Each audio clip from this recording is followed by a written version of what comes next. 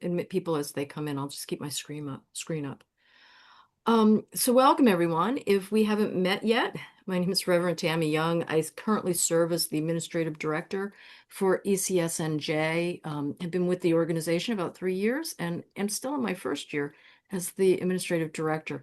And I also serve as the Rector at St. John's Episcopal Church in Little Silver. And I am so delighted to welcome you to this summit tonight.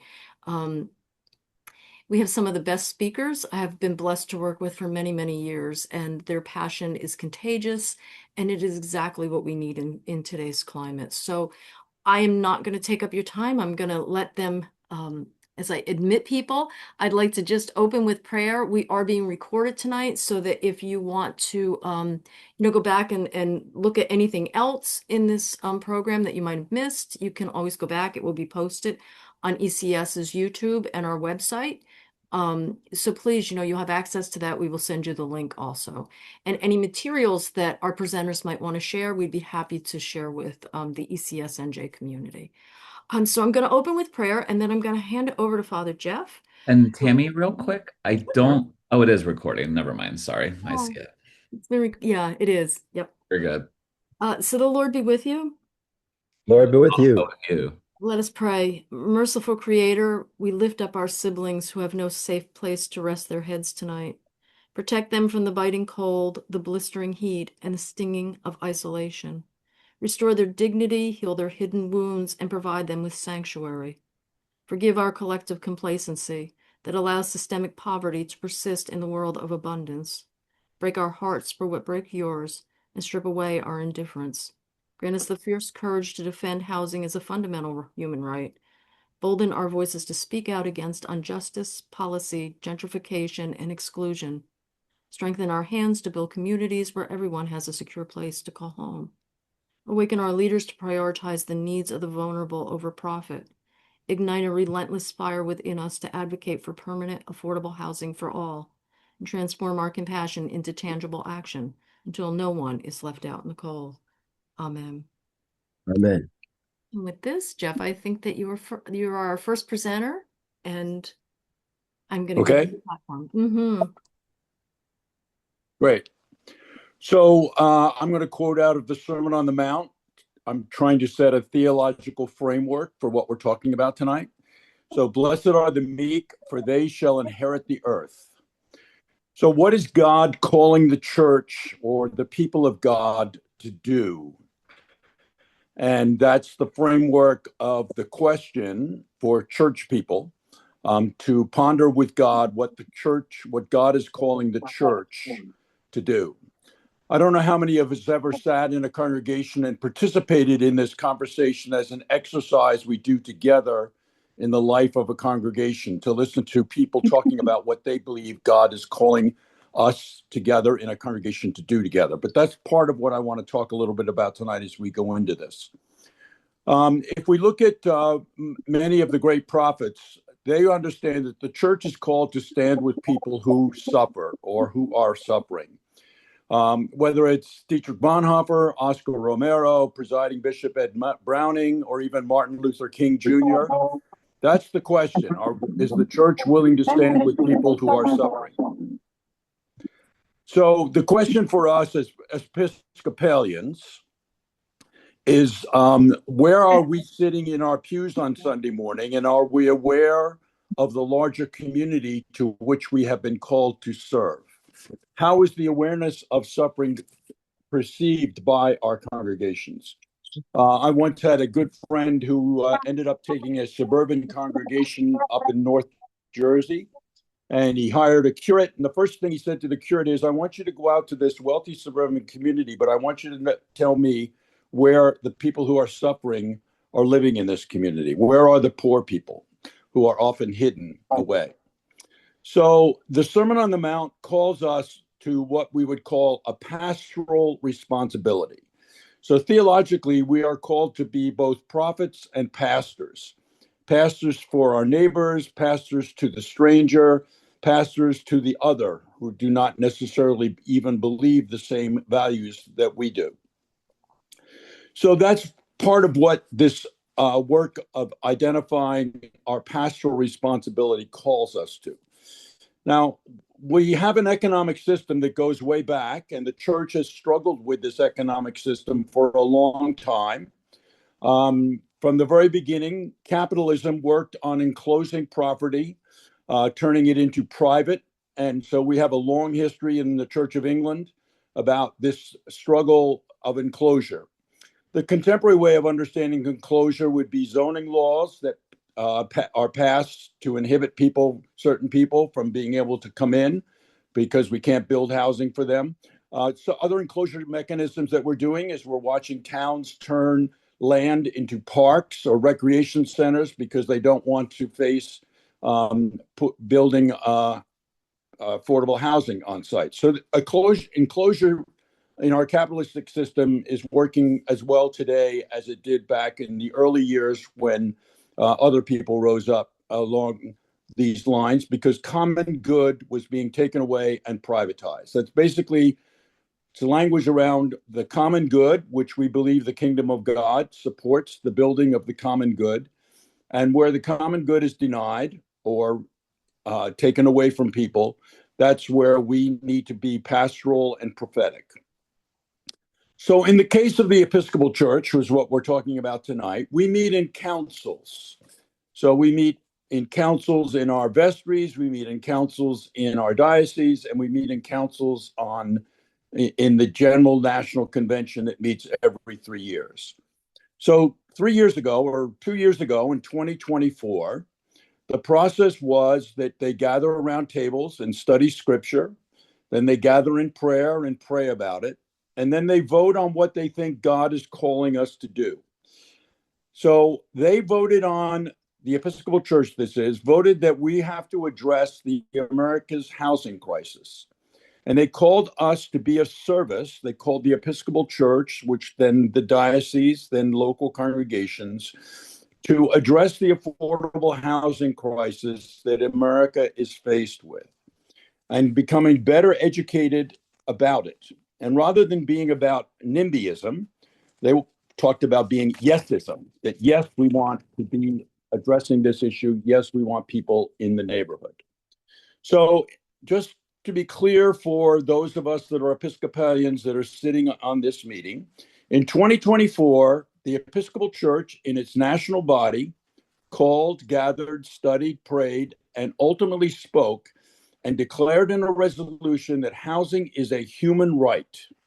Housing is a human right. So our pastoral responsibility, therefore, is to our neighbors, is to address the lack of affordable housing in our communities. And affordable housing is not just for the homeless. Affordable housing is what would be for a starting school teacher, a starting fireman, a starting police officer. It's entry-level housing that is not existing in the state of New Jersey and is certainly not being built fast enough. So whether we're dealing with local, county, regional, or even statewide, we as the church have been called by God through our General Convention to participate in the creation of affordable housing, to be in partnership with others who are doing this work, and to explore local parish initiatives, particularly around the use of church land, which has come up as a very important part for us to consider. How do we use our own church land to address affordable housing? So in closing, the question for me in theology of this is, how do we live out the Sermon on the Mount? How do we recognize the voices of the meek, the voices of those who are poor in spirit, the voices of those who are mourning over the situation they've been forced to live into, and the voices of those who are hunger and thirsting for justice? Amen. And pass the baton to number 2.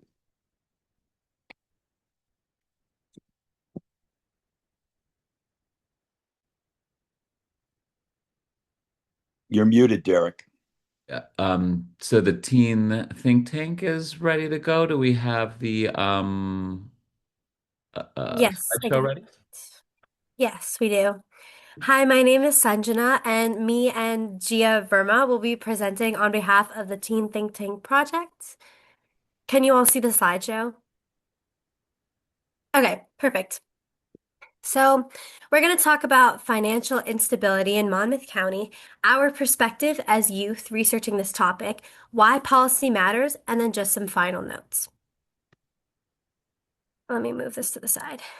Okay, so the first topic is financial instability and housing insecurity.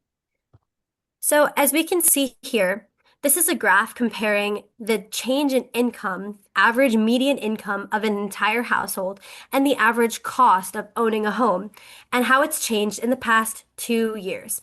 As you can see here, the housing cost is the orange line above. It's gone from 730,000 to 830,000. In just 2 years, it increased by 14%.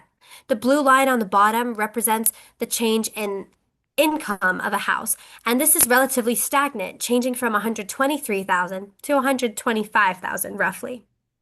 This shows that housing expenses are quickly outpacing income growth in Monmouth County, and this is creating a growing gap where families can't save for emergencies or invest in their future or keep up with basic living expenses. Now, as the price of owning a home is becoming so high that home ownership is unattainable, more people are renting. And this intense competition, as well as a low supply in many towns, is creating really competitive rental prices, with roughly $3,500 being the average per month. And this is resulting in a lot of cost-burdened households. A cost-burdened household, as I'm sure many of you know, is a house with over 30% of their income is going directly to rent. And this means that they're not able to save up this money or invest in their future. In Monmouth County, 49% of renter households are considered rent burden. This is almost half of the people who are renting, and this leaves little to no buffer for health emergencies, car repairs, or inflation-driven increases in food or utility costs like gas, which is becoming very expensive. When housing is the majority of your earnings, residents can't build wealth, and then this cycle of persistence that's being experienced carries on, and it doesn't end because there's no way to get out of it. So, looking locally, in the towns of Marlborough and Middletown, the price is roughly the same at 750,000. In Middletown, these rents are going so high that even it's not just low income families that are struggling, but middle income families as well. So we can see that this problem is expanding and it's not going away. The biggest issue is very simple. Incomes are not growing as fast as housing prices and living costs. And on top of that, like mentioned earlier, there's a lot of local pushback, like the NIMBY protests, who don't want affordable housing to be where it inconveniences them. Now, let's talk about what this means for everyday citizens. It means that people like teachers and firefighters and police officers are not able to pay on their regular salary. It means that minimum wage workers have to work 2 full-time jobs a week, which is ridiculous to think about. Young families are unable to settle down in the towns where they grew up in, and they're being priced out because of how expensive it is. Now we'd like to talk about our research perspective. Okay, so I'm going to be talking about the 3 main areas that we researched. So that includes short-term rentals such as Airbnbs. STRs seem harmless because they allow people to make extra income.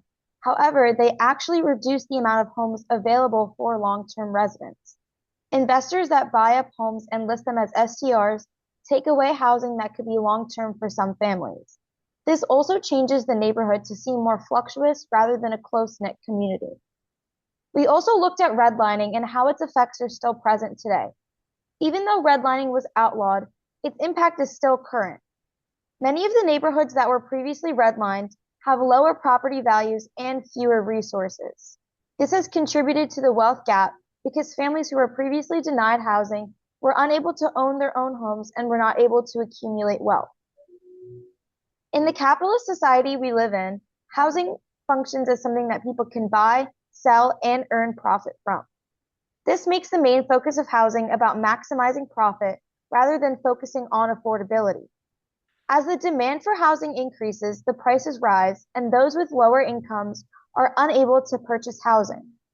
This has turned the housing market into a system that focuses on making profit as opposed to meeting a basic human need. Community-driven projects like housing developments led by residents have successfully created permanently affordable housing prices. We've seen this impact firsthand through attending town hall meetings and using specific strategies. Studies show that cities using community engagement strategies like town halls and public input processes are more successful in addressing housing inequality. In fact, over 50% of Americans support new affordable housing developments, and research-driven policies, such as zoning reform and use of public lands, are essential to addressing a national shortage of millions of homes. These approaches not only expand supply, but also generate local economic activity, helping stabilize rising housing prices. Research-backed policies such as requiring 15 to 20% affordable units in new developments have already been implemented in some towns and are proven to increase housing supply, according to Monmouth County's fourth round housing plan. Given the county's documented high demand for affordable housing, these strategies show that public involvement and policy innovation can meaningfully reduce rising housing costs. The first thing that surprised us was the amount of unknown information out there. While researching our individual towns, we were shocked to find that not all of the towns regularly updated their meeting calendars or websites about affordable housing. Secondly, people's perspectives opposing affordable housing was also something that surprised us. We had assumed that everyone would be for affordable housing since it aims to help people in the community, but we found that homeowners worry about how affordable housing will affect their property value and the character of their neighborhood. First, it's important to recognize that we're the ones inheriting this land. The decisions being made today will impact us the longest, yet young people are still underrepresented in local decision making. That means if we increase youth involvement, we can actually increase long-term impact. Second, we bring new and bold ideas. Unlike older generations, we're often less influenced by NIMBY thinking, so we're more open to creative solutions like alternative housing development or new community models. And finally, we're natural risk takers. We're more willing to try new approaches, speak up in spaces like town halls, and push for change. On top of that, we're incredibly adaptable, which makes us well suited to tackle evolving challenges. Overall, youth aren't just the future, we're a critical part of the solution right now.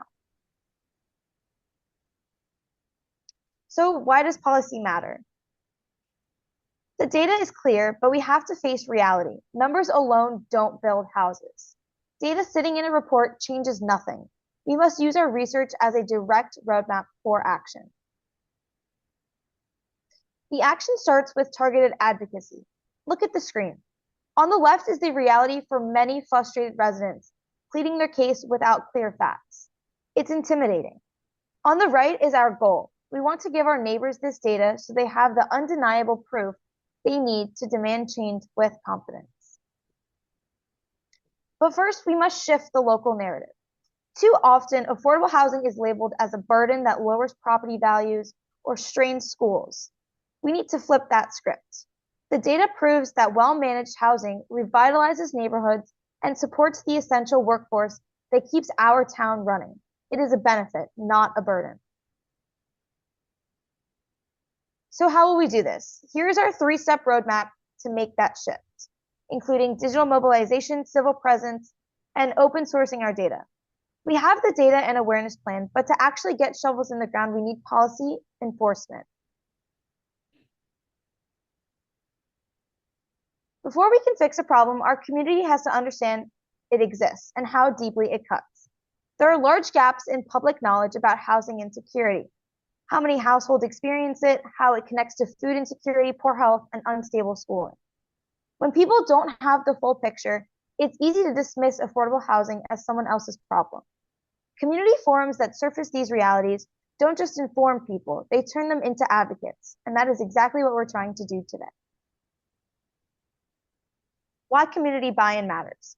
Having the data and the proposals isn't enough. We need the community behind them. Public support is what turns affordable housing proposals into actual buildings, actual families housed, actual change. The loudest voices in planning meetings are often wealthy homeowners opposing new development. Informed residents are the counterweight. Now, none of the awareness or buy-in matters if our legal frameworks aren't enforced. New Jersey has one of the strongest affordable housing laws in the country, but its history is a cautionary tale. In 1975, the New Jersey Supreme Court declared all municipalities must provide their fair share of affordable housing, a landmark civil rights ruling on par with Brown v. Board of Education. But from the late 1990s to 2015, political obstruction stalled enforcement and created massive housing gaps New Jersey is still recovering from. When the Supreme Court reinvigorated the doctrine in 2015, annual housing production nearly doubled, over 50,000 people housed as a result. Showing up at town halls and demanding accountability isn't just civic participation. It's what keeps the law alive in our neighbor's house. Thank you. So, just to recap everything that was talked about today, we looked at the trends in the wages and housing costs and how this rise of housing instability is ensuing in Monmouth County. And like Gia was saying, for many families, this is a really big problem because of short-term rentals, redlining, and just capitalistic tendencies that we have in society today. So while awareness on all of these topics is so important, it's not enough. We need more than just awareness. We need the municipalities in New Jersey to follow the laws that we've set in place through the Mount Laurel Doctrine. And we need this legal and structural framework to actually be upheld. Throughout our research, we've looked through a lot of different towns and this limited transparency, and we need this transparency to be fixed in order to support these policies that are making fair housing possible. Housing instability is not just a statistic, but it's a factor that impedes so many of our neighbors and friends' ability to live, work, and because of this, they're often forced to disband from their communities. So, in conclusion, it is very important as constituents to show up, to speak out, and to make sure that we're holding these towns accountable. Thank you, and we pass it on to the third presenter.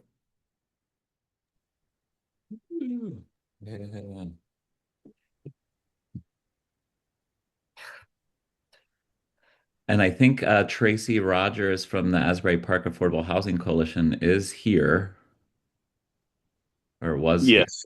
There you go. And first, I want to thank, that was a great presentation. It is amazing. What I want to talk about is the other side of what that presentation is, which we actually corresponded with the activism part of it. In 2017, we actually started Affordable Housing, Asbury Park Affordable Housing Coalition, which became the group in Asbury Park that actually looked to do the activism for affordable housing. If you look at Asbury Park from 2017 to today, the drastic amount of new market rate housing being implemented has been unbelievable, and just to say the least.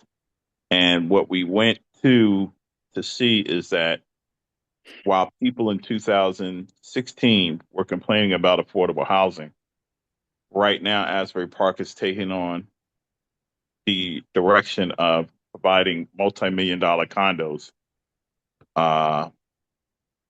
with staggering figures going up between $1 million to $6 million for apartments. So when you had a community that was screaming for affordable housing, a community is being encroached with multi-million-dollar units.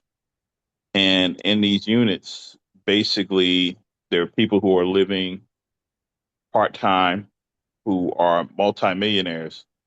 And basically, the impact on the community has been shifted from the people who are being pushed out, gentrified, people that have lived there all their lives in communities. So this drastic change has changed the complexion of the community. Right now, one of the things that we look at is, even from the reports of that the think tank put together, shows that incomes have not risen as fast as prices on rents. So that is another factor. So the Asbury Park Affordable Housing Coalition actually started with putting in affordable housing, that any units, any new developments that were coming in, they would actually put in the 20% of affordable housing in most of Asbury Park, except for the waterfront. So we pushed the city, which took us 3 years to do. After we had done that, we realized that we hadn't done enough. So our next step was rent control. I can't tell you the actual number of rent cities that have rent control, and they're not a lot. Reflective of over 500 municipalities, I think we're 1/3 of the municipalities that have rent control, but we actually were successful in putting it in at the same time Montclair was putting it in. And that somewhat gave a Band-Aid approach to keeping people in Asbury Park. So all this, what we talk about is the fact that there's legislation, there's abilities to accomplish this, but most of it has to be organized and put together. And the Asbury Park Affordable Housing Coalition actually was that advocacy group that actually did that. We took the time to get residents to understand. We went out, we worked with the municipality to understand that there was an opportunity for them to put in affordable housing. After that, realizing that rents were going to escalate, especially during the pandemic, where we saw record number of increases from up to 10 to 20% of increases in rent, even during the pandemic, or high eviction rates. These are things that we have to identify, is that the changing complex of New Jersey, everybody runs on the point of affordability. Well, affordability has to be sustained, not in one municipality, but all municipalities in the state of New Jersey. Everyone has to have their equal share, because police, fire, people that work at the ShopRites and the food markets have to be able to live someplace. And if you have people saying, we don't want you in our neighborhoods, these are the same people who are servicing your children, who you see at the deli, who are protecting you by the police force, who actually are doing some of the social work in your communities. So the identification of what the process is the realization of organizing, making sure that you are reaching your elected officials, and basically giving out the understanding of what affordable housing is. And a question came up in our last meeting: what actually is affordable housing? Affordable housing is, in the Mount Laurel situation, is the fact that we, there are 5 different regions in the state of New Jersey. Each region, which consists of usually 3 counties, put their average income together, which becomes the average median income of that community.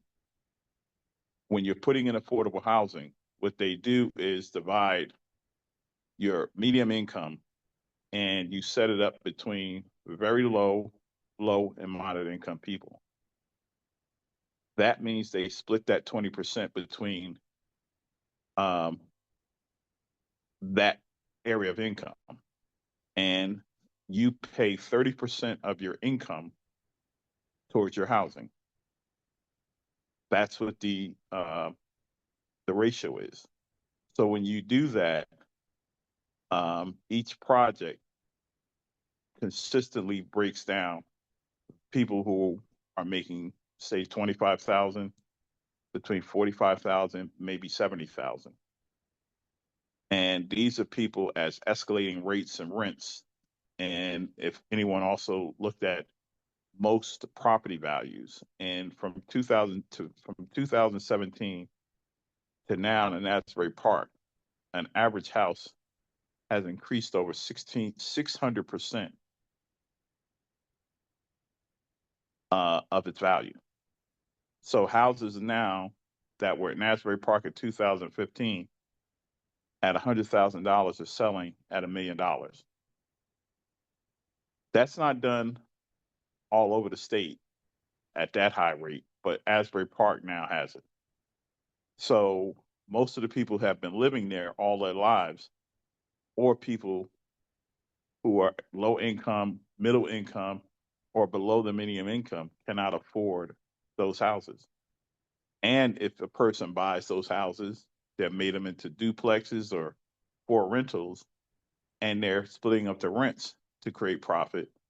And they're looking at rents escalating from in 2017 at $1,500 for a single bedroom are now at $2,400 for a single bedroom. So understanding, controlling the market, we're not against people making profits, but at a loss of that high, you push out everyone that effectively works in your community. So these are the things you have to take in when you're looking at this process.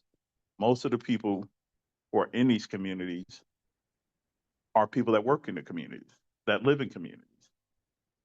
If you look at the Facebook page of the Affordable Housing Coalition, is the picture saying, we've been living here when things were bad, and now things are getting better. You want to push us out. And that's what the mantra of what has been going on in all these rich communities. And people have been there all their lives, now have to move. So this is the direction that we're taking to understanding how to facilitate affordable housing in the state of New Jersey. And one of the things I say is when we're just looking at Monmouth County, we're looking at 21 counties that are having the same problem that now have to take responsibility for all the municipalities in their districts because the increased value of properties. So this is the trend that we have to fix New Jersey. It's not just one area, it's all of New Jersey. So I want to turn it over to the next prospective speaker. And There we go. Thanks, Tracy. Well, my name is Derek Bloom. I am currently the Director of Community Engagement and Organizing at Trinity Episcopal Church in Asbury Park, New Jersey.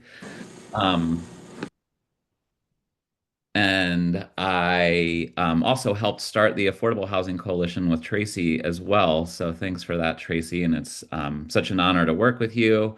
And also to the Teen Think Tank, not just the two presenters from today, but just the whole crew. It's been really beautiful working with you. And Father Jeff, it's always an honor working with you and learning from you and getting encouraged from you. So thanks, everyone. And Tammy as well. I haven't heard you say too many prayers. I was very excited about your prayer. Not that we're supposed to judge prayers or anything like that, but I was, and it was good. So I appreciate that. So I'm going to start the same way I'm going to finish. And anything I'm going to say, if you take anything away from this Zoom meeting about affordable housing, is that you can do it, but you can't do it if you don't try, which is a real lame version of a James Baldwin quote. So try. If you have a friend or two in your community that cares about affordable housing, you can call us and we can put you in touch with Fair Share Housing and we can start to get you organizing for community housing. Tracy and I started the Asbury Park Affordable Housing Coalition with two people, and we won 8 inclusionary zoning ordinances and rent control 5 years later. So anything can happen, but it won't happen if we don't try. So please, please try, contact us, and we will help you out on that. So after the Affordable Housing Coalition in Asbury came along, and there was a little less work to do in Asbury, Tracy and I sort of had the vision of a Monmouth space for affordable housing and organization. And Father Jeff at that time brought New Jersey Together, which I highly recommend checking out for any of those in North Jersey. They've done amazing work and are getting affordable housing and huge victories. And certainly check out New Jersey Together. And they started with us. And then we went out on our own and started the Monmouth Housing Coalition. And the Monmouth Coalition's mission statement is housing for all, powered by love. Our vision is we seek to build a large, diverse coalition of community members, spiritual institutions, and nonprofits to advocate for policies and initiatives that uphold the value of housing justice and equity. Our vision is for all residents of Monmouth County, New Jersey to live in a safe, high, and quality affordable housing. And we have 7 objectives. 1, show up to municipal meetings and support affordable housing initiatives. 2, to enforce and push municipalities to honor their fair share agreement of affordable housing. And for those who don't know, the fair share agreement was stipulated by a nonprofit called Fair Share Housing. And they looked at every municipality in New Jersey and figured out and calculated how many units of affordable housing they own. 3, encourage spiritual institutions and nonprofits to come together to consider building their own affordable housing on their properties or beyond. 4, organize and advocate for Monmouth County to create more affordable housing. 5, increase home ownership with low-income families and people of color. 6, to educate ourselves and others about racial and economic injustices and how they intersect with housing justice. 7, to train and empower community members to organize for housing justice in their own context.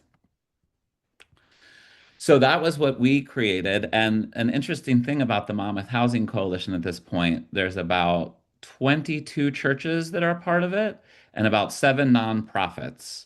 And just a few of us started this. And it's not even at this moment, the Monmouth Housing Coalition isn't even a nonprofit.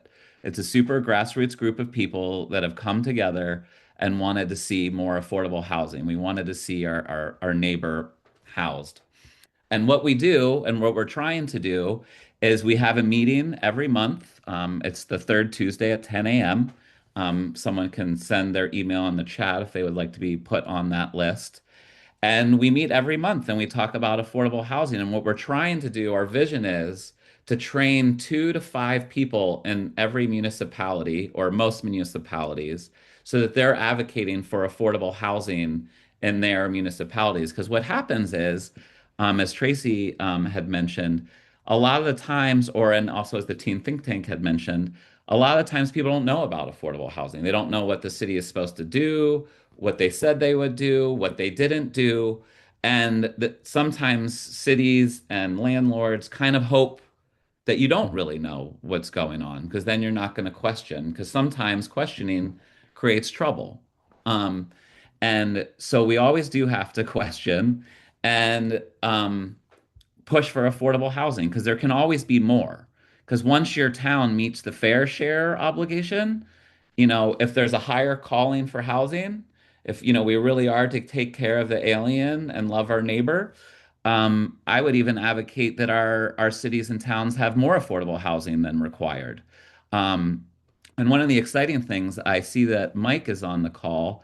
We're starting a new initiative where we're going to call every church in Monmouth County and see if they have land where we can build affordable housing.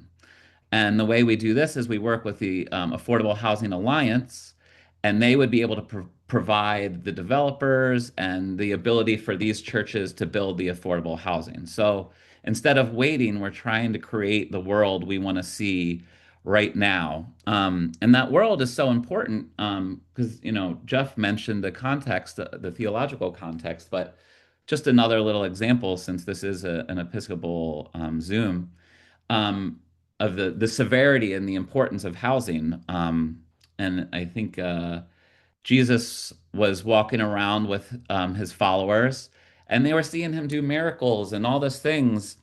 And it comes up that Jesus is basically like, hey, I don't know if you all know this, but you're actually not going to be at the right hand of the parent in the end. And they're like, what do you mean? We've been following you. We've been doing everything. And Jesus pretty nonchalantly, I imagine, just says, when I was hungry, you didn't feed me. When I needed housing, you didn't house me. You didn't visit me in prison. And you didn't give me water when I needed water. And they all go, what do you mean? We would have done all those things. We never saw you hungry or houseless or any of these things. And he said, no, no, no, no. When you did not do it for the least of those, you did not know it from me. And I don't necessarily see that as eternal damnation. You can't be with God. But I think what Jesus was saying, that if you can't look at the least of those, that if you can't look at the oppressed, you can't look at those living on the streets with compassion, with housing them, then you don't understand God. And if you can't understand God, who know, I think that's more what Christ was saying, that you really have not understood my love. If you're not able to love all those who have the image of the great parent, then you're not able to see me. And so, I mean, it's a pretty biting scripture of saying housing is wildly important. It calls us to house the homeless. It, and I don't, wasn't talking about affordable housing, but I can say that I think that is a good translation, that a way to care for the least of those, the oppressed, is to create affordable housing. It is to push for affordable housing in our communities. Because often communities that we're finding will want affordable housing, but when the affordable housing gets put by them, they don't want it there in their own neighborhood. So we've been meeting for about 2 years with the Monmouth Housing Coalition, and we're even up to meeting with the commissioners at this point. And we are asking them for land so that we can build affordable. We are asking them to support a homeless trust fund. And for those who don't know what a homeless trust fund is, currently 13 municipalities, oh no, 13 counties in New Jersey have a homeless trust fund. And what a homeless trust fund is that you put anywhere between $3 and $10 into an account for those who have purchased or sold a house. And then this count builds and builds and builds. And the idea is most counties that do this have anywhere between $200,000 to $400,000 for extra shelters, for code blue spaces. And what's great about this, it doesn't come from our taxes. It doesn't come from the city budget. This is money that just can be had for these things. So anyone on this call can actually research if your town has, or if your county has a homeless trust fund. And if not, start advocating for it, because we see it as being an easier victory.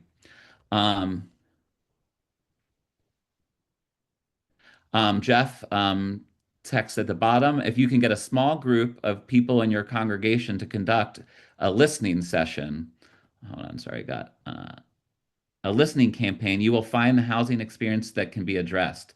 Most congregations have regional membership, not only local. We will need to think that way and change our mission. And so lastly, what the Monmouth Housing Coalition tries to do is create more affordable housing. And we want to create passionate people that care about affordable housing. We want to find them, and we want to direct them to start advocating for it.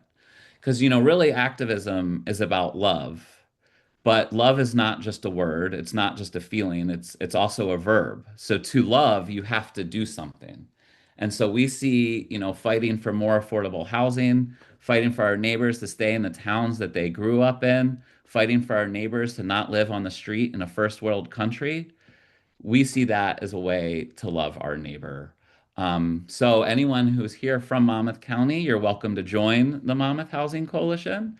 And if anyone's not, but is interested in affordable housing organizing, I'm typing my email in the chat, and you can call us and we'll sit with you. We'll put you in touch with Fair Share Housing, who is the one who creates and enforces the affordable housing in each municipality. And we'll start teaching you and growing so that you can advocate for affordable housing. And ultimately, we titled this talk, Building the Kingdom with Affordable Housing. So let's have the kingdom here and now, and let's work together to create more affordable housing. And now I think it will be time for question and answers. Yes, thank you, Derek. Thank you, everyone. Yes, we have some time. Let's see if anybody has questions.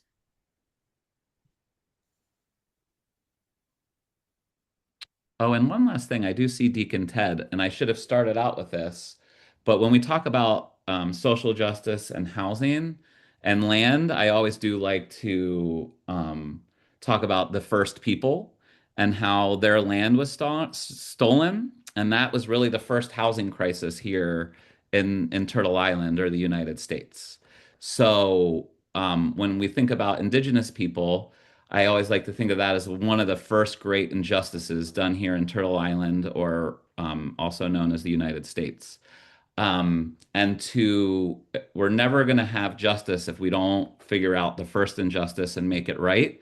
So housing justice for Indigenous people and Black people, and this doesn't necessarily speak of the whole Monmouth Coalition, this is Derek speaking, but it also has to do with reparations. It has to do with giving land back to those who were enslaved and giving land back to those whose land was stolen. And as Christians, the very in the Old Testament, it's very clear, thou shalt not steal. And unfortunately, this whole country has been founded on stealing and land theft. And if we really care about affordable housing, we have to really tackle affordable housing in that deep, deep rooted way of supporting our Indigenous siblings and getting land back and having autonomy and sovereignty. Ted. Hey, Derek. It's been a while. It's so good to see you, buddy. Yeah, and I would just like to thank everyone for their presentations tonight. They were really good. So my question is related to the possibility of converting unused or underutilized church property into affordable housing. And as you know, I'm a part-time deacon at Christ Episcopal Church in Toms River. That's the church that tried to build a homeless shelter and got lots and lots and lots of pushback from the neighborhood. And ultimately, the zoning board did not approve our application. But we have, at Christ Church in Toms River, we have acres and acres of underutilized property that would make for beautiful, affordable housing. And I suspect we're going to get the same kind of pushback. So my question is, are you aware of anything on a state level that would, any kind of laws that are in process that would support that kind of movement, that kind of activity of conversion? Yeah, Derek. Derek, I'll take that question. Great. Right now, Senator Troy Singleton has legislation right now that he's presented to the Senate committee. We're trying to get it into the Assembly committee that will call for churches to actually be able to utilize their property, and will basically, and a lot of municipalities are looking to fight it, is to get rid of those zoning regulations on churches and nonprofits that own housing to be built. So we're at the forefront of getting this legislation introduced state level. There's, as I've heard, there's going to be a lot of pushback. A lot of municipalities are now gathering to go against that, but we have a great bill. I think the governor is interested in supporting that bill. So we're right now just at the, we're working on the budget right now, but I think that's one of the first bills out of this budget that we're going to be pushing after June to get this passed. Great, Tracy. And you said that Senator Troy Singleton? Yes. Okay. Yes. All right, great. Thank you. No problem. And had you and Jeff put in the chat, there are several projects across the country by Episcopal congregations that are doing this that we could put you in touch with if you email us. Yeah, and I know that I believe Trinity Wall Street has a department actually that serves that has funding for doing this type of conversion, and they provide some expertise in this area. So if any churches are interested, I think that they are also willing to provide that extra funding and expertise. That's great. And I Ted, wonder if I could. 1 second, Doug. Yeah, Ted, no problem. have you talked to the Affordable Housing Alliance? Oh yeah, I know them very well. Yeah. Okay, because the variances and stuff in town council, but and the New Jersey Housing Corporation in New Brunswick, those are the two groups we work with. Okay. If you haven't talked to them, I could put you in touch with Pastor Seth, who's, I don't think his title is director. Um, they've done a ton of affordable as well, but they're certainly willing to talk to you. But we did just get off the phone with the Affordable Housing Alliance. And for churches, there's such incentive. If you can build between 30 and 50 units on your property, they just build a property like this and they got $600,000 for their church as well as this, and they continue to partner, and so they still get continuing fees. So, part of our plan is to kind of let churches know the incentive of doing affordable. And you're in Toms River, which is, a pretty conservative area, as well as Monmouth County is. But the thing that's really good, and Doug and then Andy is next. The good thing about the fair share agreements, towns are really needing to do their affordable, or they're going to get sued. So I think some churches, if we can do it right, can convince the town to do it because they need affordable. And if the church does it, it means the town doesn't have to do it. And it takes all the labor and money and energy from the town having to do it and gives it to the church. But the other incentive from having the Affordable Housing Alliance or the NJ Housing Corporation is really you give the land and they do all the work and find the developers and all this stuff. So we could definitely talk about that a little bit more, Ted. Great, great. Yeah, that's Chris Puglisi, I think, right? Yep. Yeah, okay, great. And then I saw Doug and then Father Andy Moore. I'm Doug Grote. I'm a Presbyterian pastor, and I'm the policy coordinator of New Jersey division of the Reverend Dr. Martin Luther King Jr.'s Poor People's Campaign. And I worship at Trinity with Derek and Jeff, and are just thrilled to be there every time. They're such an enormous ministry that is hugely successful that I haven't seen outside of Riverside Church in New York City. So they're very, very dear to my heart. A lot of things that can synergize more as the Poor People's Campaign gets its legs going, especially with a gentleman that Derek knows very well, is Pastor Rupert Hall. And he's a lawyer and a Wharton School grad, and he has a long history in Trenton of building affordable housing and so forth and so on. And this idea, particularly that you said about the trust fund, I hadn't heard that before. And that's the kind of thing, especially, that we could advocate if the way be clear. I see anyway. We have to get people to actually legislate. So, and I also mentioned, I think to Mike, that'd be a good idea perhaps to invite him at some time, if the way be clear, to talk about Mount Laurel, because he not only works in Trenton, but he lives in Mount Laurel. And he told me once that he loves to drive around Mount Laurel in a big, and I was in it, one of those big old humongous explorers, just to invite the police to pick him up, or try to catch him driving while black. And he's that kind of character. And I think you love him like I do. Yeah, I mean, we should definitely be in touch. I mean, we Monmouth Acts, which is sort of the social service group, is collaborating and getting together to write letters from most every nonprofit to the commissioners in favor of the Homeless Trust Fund. Sort of, it's really kind of beautiful. We're seeing grassroots organizing. We're seeing that one we're working on. That one we are working on. Yeah.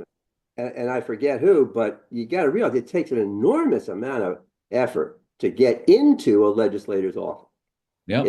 It's hard, laborious work, but it's the Lord's work. Thanks, Doug. And Father Moore, it's so good to see you. How are you? I am well, Derek. How are you? And good evening, everyone. Good evening. Special good evening to a long-lost friend, Jeff Curtis. We have traveled so far together, fought so many battles together, and it's just a joy to see Jeff looking so well. Congratulations, my friend. Congratulations. Thank you. And I know I'm out of in my environment, and environment here means I'm not in Monmouth County. But I really got excited when I saw ECS take on this humongous task of dealing with the challenge of homelessness and affordable housing. St. Elizabeth, we have been on this forefront for quite some time. We have been seeking to convert part of our unused or underutilized space. We struggled both with the county and with the city for quite some time until we eventually got all our approvals ready.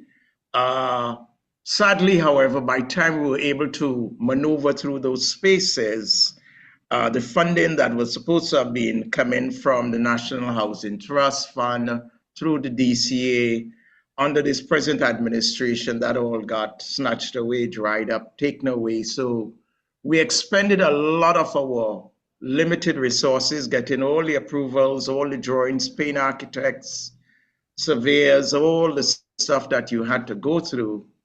And then we are left now with depleted funds, approvals, but no funding to go forward. So I say this as a cautionary note. It takes a tremendous amount of resources in order to maneuver through the process. So I do hope that, that some of the initiatives that are occurring on a government level, it will help. We were able to succeed because of the personal relationships that we have been able to develop here in the city and throughout the county. But even with that came some tremendous costs. So be aware that there are some costs involved that can be quite a challenge. Now, we're at the stage of looking for funding. We have the approvals. We are trying to convert our underutilized parish hall space. We got approvals for 9 apartments, 2 and 3 bedroom, a mixed 2, 3 bedroom, 1 bedrooms. We are looking now to see where we can source $3 million towards this project. We have been fishing and hoping and praying that somewhere along the line we'll be able to plug into some sort of funding source. So I'm really excited that the Episcopal Church is beginning to wrap its head around, well, I shouldn't say the Episcopal Church, but our diocese, because in many ways we are late to the game. And of course, Jeff would tell you that. We are late to the game, but you're never too late to help the hungry, the poor, the homeless. We are always on time. So I do hope that ECS will be able to, through this base that you're seeking to build out, that not only would you be able to be a voice, but if we can figure out ways in which we can tap into much needed funding, I think it will become the transformative agent for success in this. But tonight is to say thank you for ECS and Derek, and much more importantly for me to say thank you, Jeff. You have been nothing but a tremendous source of inspiration for me and for us at St. Elizabeth's during your time in Jersey City. Thank you. And Jeff, I don't know if you just want to say this, Jeff, but said, have you talked with the Episcopal Church Foundation? He typed that in for you. And just called you Andy, which is some priest privileges right there. That's fine. That's fine. Father Moore, right now, the budget is being prepared for the state of New Jersey. And as Murphy took out $125 million last year, Governor Murphy has proposed $70 million be put back in this year. So we enacted the millionaire's tax on millionaire homes, which we're finally working through, which we will be having. We're trying to get it directly put into the trust fund, or at least a portion of that revenue to could be continually. So right now, please be ready to make sure your application is into DCA. That those funds have never gone as quickly as they're going to be going, but we have now the resources to do that, and your project meets that criteria. So $3 million isn't that much out of that trust fund. Thanks, Tracy. Thank you.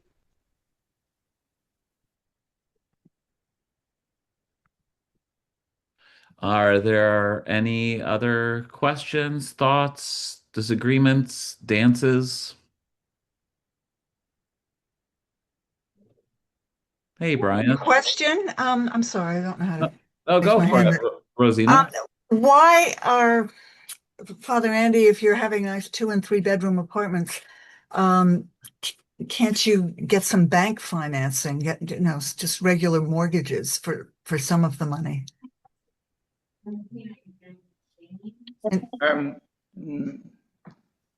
The funding that is needed for collateral, we don't have it. Okay. It's not as straightforward as we thought to go to get private funding. We that suggestion came up, that recommendation came up. We approached 2 different funding agencies, private funding agencies, and what it required was we had to provide the collateral, which would have meant putting the diocese would have had to put up the building as its collateral, and you know where our diocese stands right now with its properties. Mm-hmm. So that became a dead end. Rosie, right now, as Tracy Rogers, the spectrum to really build affordable housing in the state of New Jersey, as costs have been basically exaggerated, and most of these expenses will be under market value because the rents will be under market value. So a lot of lending firms don't do it because basically the rate of return is not what you're getting from a market rate unit. So right now, that's why most of this funding is coming through the state, through the to trust funds, or there are some agencies that do cheaper loans like LISC. There's a couple others.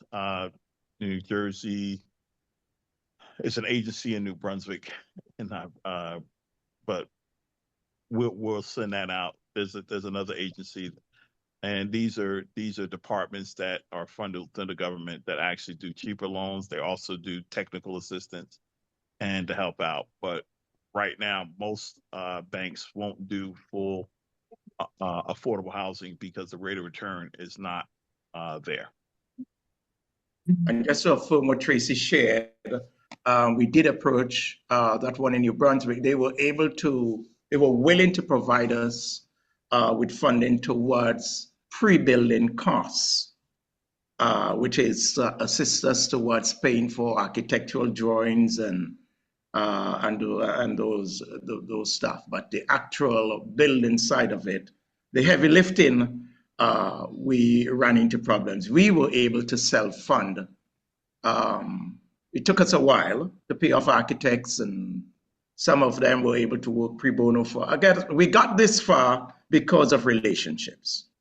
I would say that. So we got a lot of pre bono of work done free of charge, under cost value.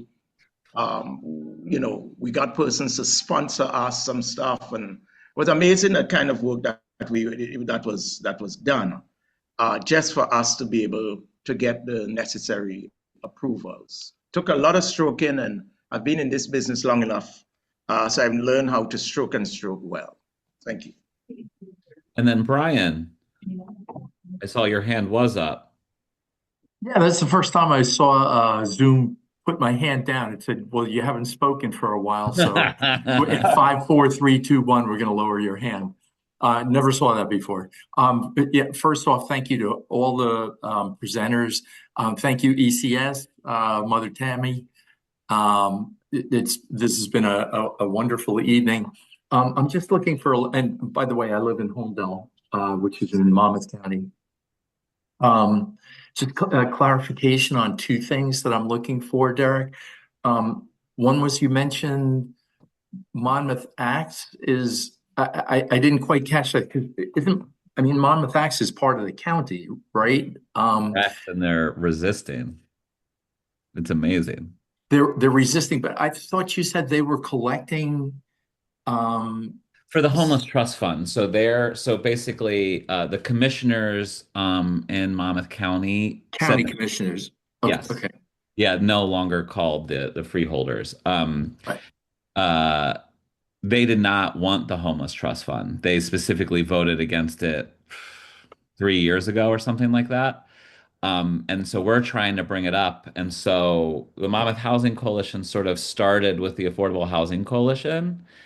And then once the current administration's horrible housing policies started coming out, I think people wanted to get together more on what could we do specifically as we're losing funding in social. Hold on. On the current administration, are you talking the Cheryl administration? The Trump administration. That horrible administration. The larger, okay. Yeah. Sorry. Yeah. Okay. Just keeping track here. I could have been more clear.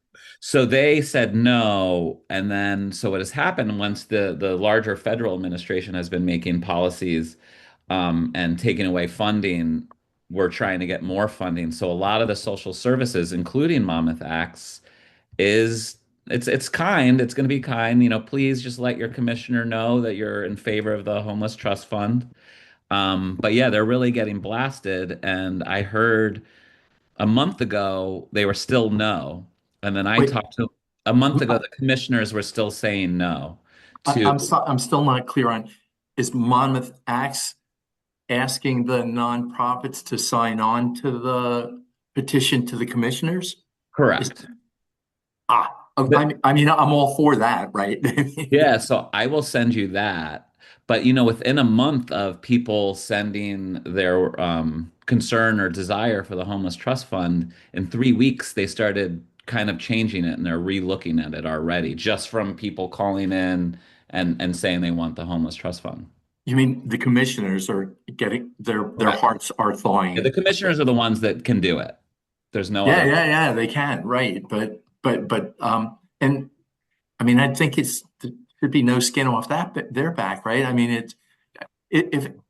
Do I understand correctly that the homeless trust fund, the way it works is every time you sell a house, you put $10 into, the buyer or seller of the home puts $10 into the fund? Yep. Correct. And then, yeah. So then why would there even be opposition to it except to screw poor people, which, is the law? Monmouth County. The developers own the state. Got it. Okay. And specifically in Monmouth County, they're not wanting more affordable housing than they already get. They don't want more folks experiencing homelessness. It's not like they're not advertising that Monmouth County is a refuge for low-income folks. So I'm imagining that they're just trying to keep Monmouth County the way it is.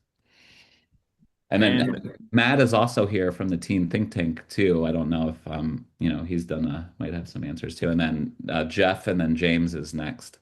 Just one. I'm sorry to harp on this, but I'm just trying to understand. One last follow up on that. If you did have this, so you said something like after you in places that have implemented this, they'll have like in a while they'll have like 400K, and then that can be used for like code blue or temporary housing put to shelter people, right? Correct. Yeah. And so some of them are as low as like 150,000, and it depends on the market and how houses are being sold and things like that. So, but yeah, it is. I think the exciting thing about this specifically, it's an easier sell. I think fiscally conservative people can give, $5 to $6 extra on a house sale without making like a huge, issue, because it's a one-time fee. So hopefully we'll get it. And I'll be in touch and I'll send you all the information. Especially if you can get the amazing teenagers to go door to door and tell people, hey,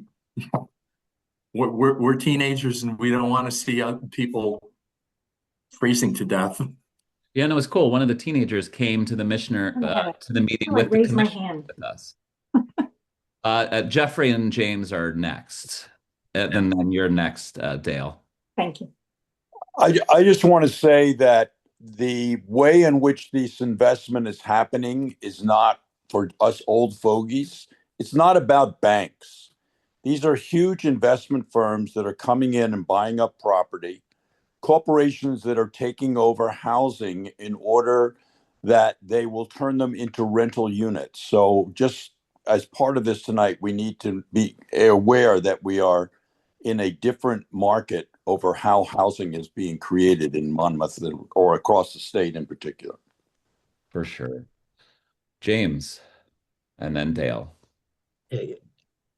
Yeah, I was just going to interject on the issue of the commissioners because I know that in the last gubernatorial election, the Republicans were overtly campaigning against fair housing and the COA process. And so I'm sure they really wanted to throw cold water on any positive vibe around the idea that, housing rights are a thing. And it may be that now that that election has gone by, there will be more flexibility because I think people are having to get on board with that process. So that was my one comment. But I wanted to make sure people, and I missed the first part of this, so if I'm repeating, stop me. But the Affordable Housing Coalition in New Jersey is a network of nonprofit developers, and that's really an important way to think about funding sources is to, what developers basically do is capture the future value of the property after upgrade is done. So it's a whole different concept than scraping together money ahead of time. It's really saying if a 10-unit project is feasible, the banks will loan money to the developer where they wouldn't loan it to a church group or someone who doesn't do these kind of projects, because the risk for the banking side gets much lower if there's an experienced developer. So it is why I'm part of Christ Church's effort to, get going on something. And we did get a grant from Trinity Wall Street. I know that's been mentioned, but the whole concept is the idea of capturing this future value and using it now to make something happen instead of raising money and then doing something. So that's all. Amen, James. Dale? I just wanted to say the housing we have in Ocean County, we did get a housing trust fund established, and one of the benefits of that is that and maybe part of why there's a pushback about it is that you also have to have a 10-year plan and for housing, meeting your housing needs in the county, and you need to develop a board of people on this fund to manage it. So I just know because we've had it, I don't know how many years now, Ted, but we've had the trust fund for a few years. 4 years? Has it been 4 years? Yeah. I mean, it's not magic. It's not a magic bullet. But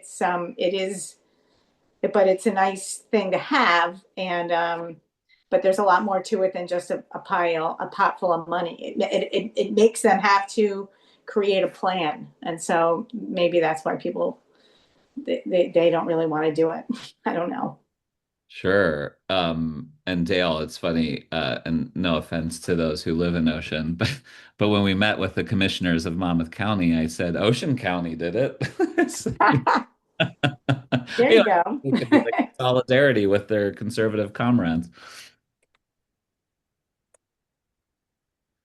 Any last questions? Oh, and Derek, just a little note, the Ocean County just received $1 million from R.S. Barnaby, Oh, their trust fund, for $1 million. wow. So there you go. Um, and then Mother Tammy, do you want to close us out or Sure, Derek. thank you. Oh, go ahead.